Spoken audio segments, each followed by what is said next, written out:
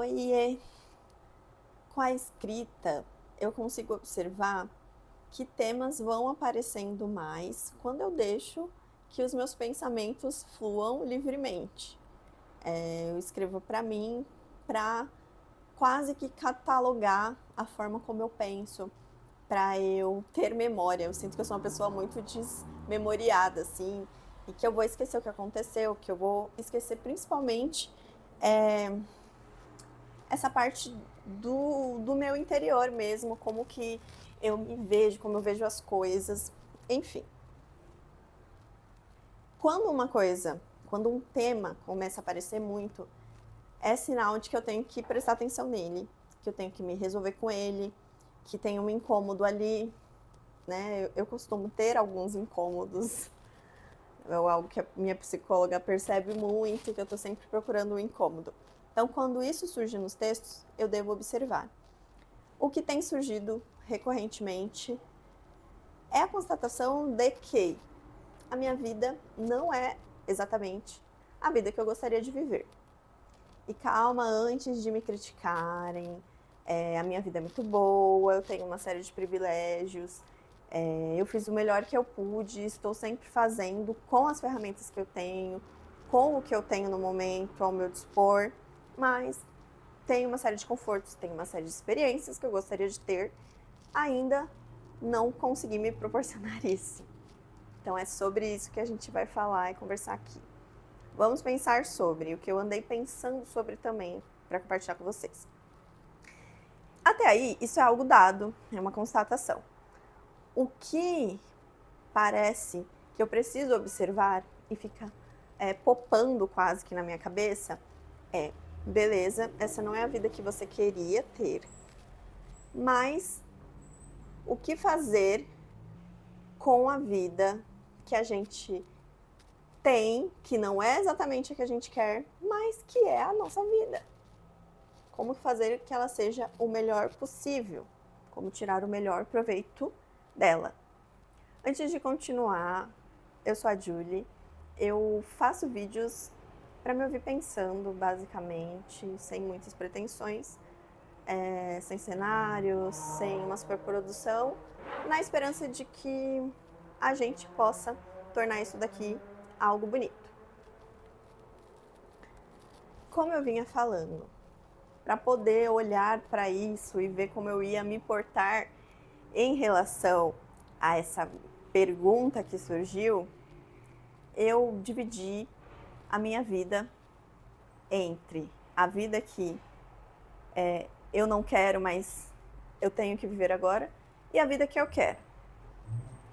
A vida que a gente não quer, como eu estou também te convidando para fazer esse mesmo exercício, é aquela parte que tem as tarefas que a gente não quer executar, tirando o trabalho, que é o que paga as nossas contas, da onde vem o nosso sustento, não tem como também a gente nem questionar de repente a remoção dele na nossa vida, na nossa rotina.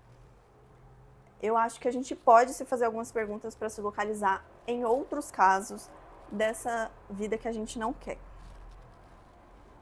Primeiro, é uma tarefa, algo que você faz que é relacionado à sua saúde, faz bem para você, é fortemente indicado por algum médico? Não estou falando de novo de tratamentos indispensáveis, onde a pessoa tem algum quadro, algum diagnóstico e realmente precisa fazer aquilo. Estou falando de quando é fortemente indicado, tipo academia. Academia eu odeio ir, odeio estar lá, mas gosto do resultado. É estritamente fundamental? Não.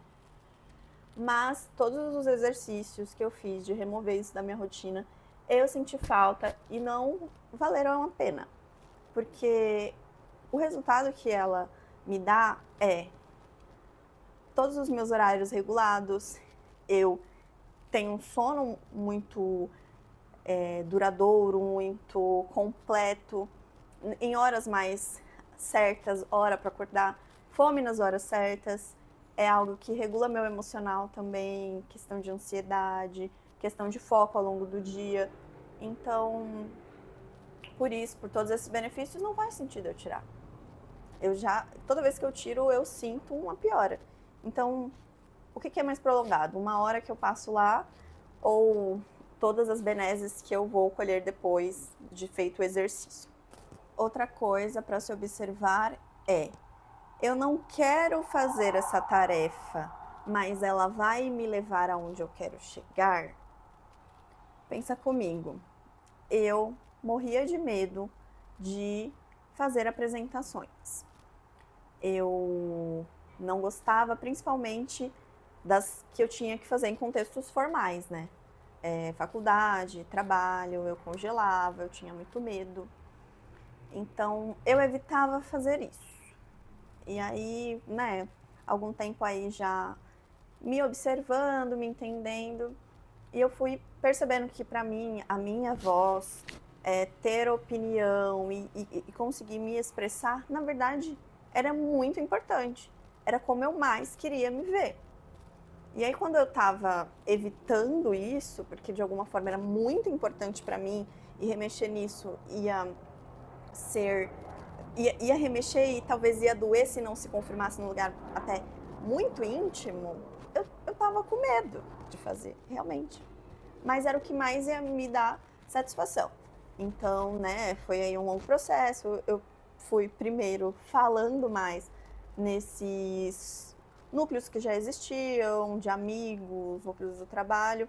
Fui falando, fui participando mais, e aí quando eu fui ganhando esse espaço, né, para a minha própria voz, eu cheguei no cúmulo de gravar vídeos.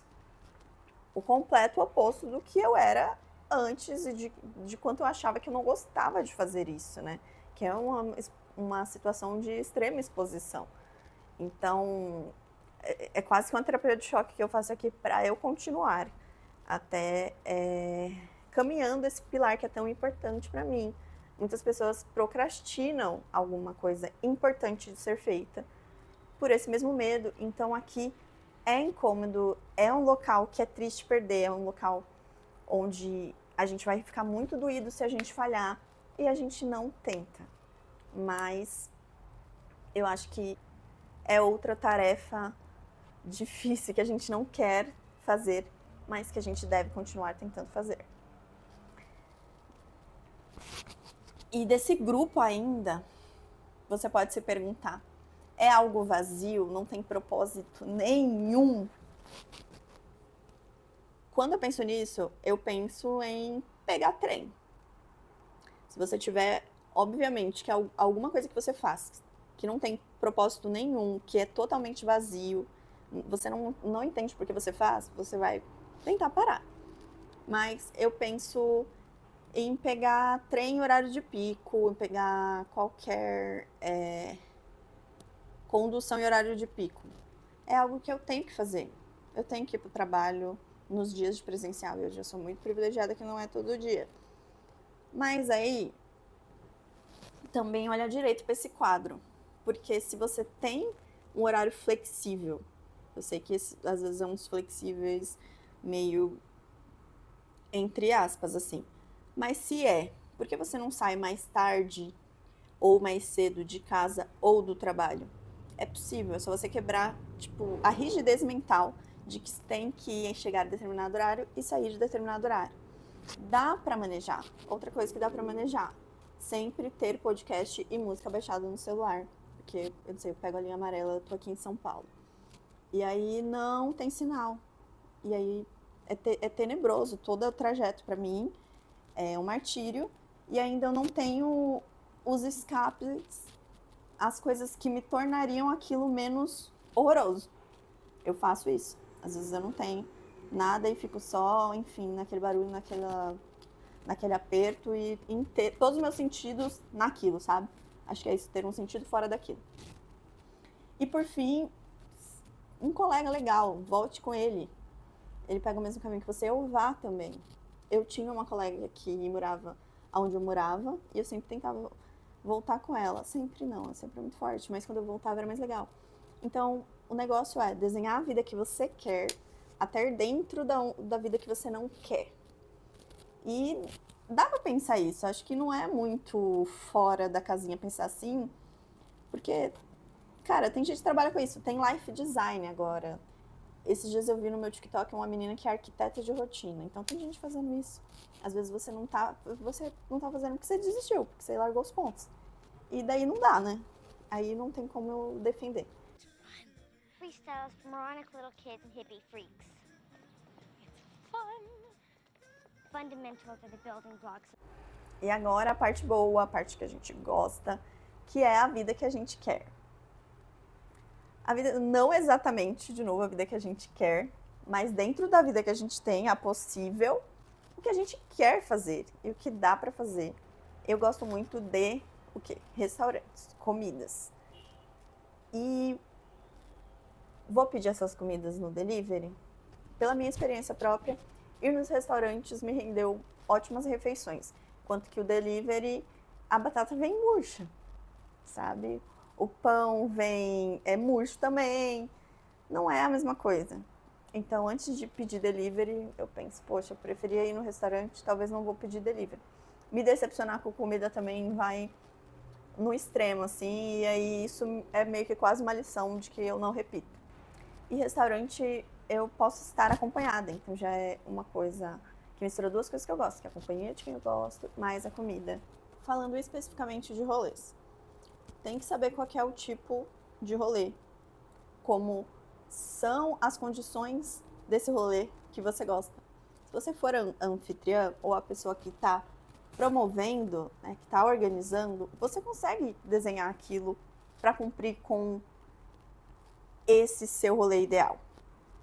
Meu exemplo, eu já fiz aniversário que convidei pessoas que não se conheciam e grupos que não tinham alguma afinidade, alguma vivência juntos, e eu não gostei, fiquei preocupada com como as pessoas não estavam trocando de uma forma desnecessária. E aí que no meu último aniversário eu comemorei só com pessoas que se conheciam e fui eu nesses grupos, assim, eu com esses grupos em separado, né? E eu percebi que eu gosto de que tenha alguma amarração, de que tenha algum mote. Eu já fui em muitos rolês e tem gente que gosta e eu não tô propondo isso pra sempre, né? Porque fica cansativo, sei lá, uma pessoa que faça uma gincana é algo que deveria ser relaxado num rolê, né? E as pessoas encanem, enfim, e despendam muita energia para aquilo. Não é isso a ideia. Mas fica muito solta, aí fica umas pessoas para cá, outras para lá. Eu não sei, não é muito o que eu tenho gostado ultimamente. Talvez mude depois. Então, eu e meu namorado, quando somos as pessoas que recebem gente aqui em casa, a gente tem uma série de joguinhos que vocês estão vendo ali, jogos de tabuleiro. Eu posso falar um dia só sobre isso, porque é uma das minhas obsessões atuais.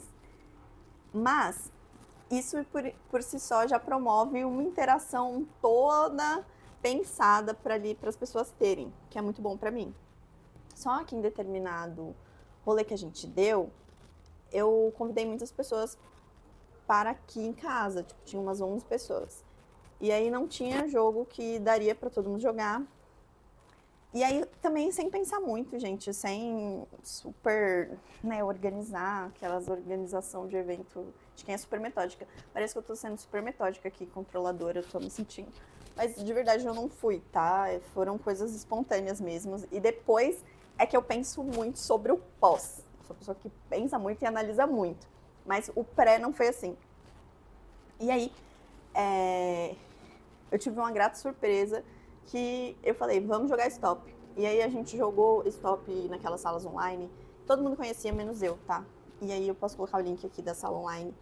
E eu não sabia que dava pra dar tanta risada. Eu tinha visto um vídeo no TikTok de uns meninos que eles já estavam com temas muito engraçados e um pouco improváveis, assim, curiosos. Eu falei, isso deve ser muito divertido. E aí eu peguei os temas dele, mas aí peguei outros temas na internet não muito óbvios. Teve gente que inventou tema aqui e a gente riu e riu e riu. É uma coisa super simples. Todo mundo tinha participação. Pra mim foi legal. E assim, eu sou a pessoa que gosta de...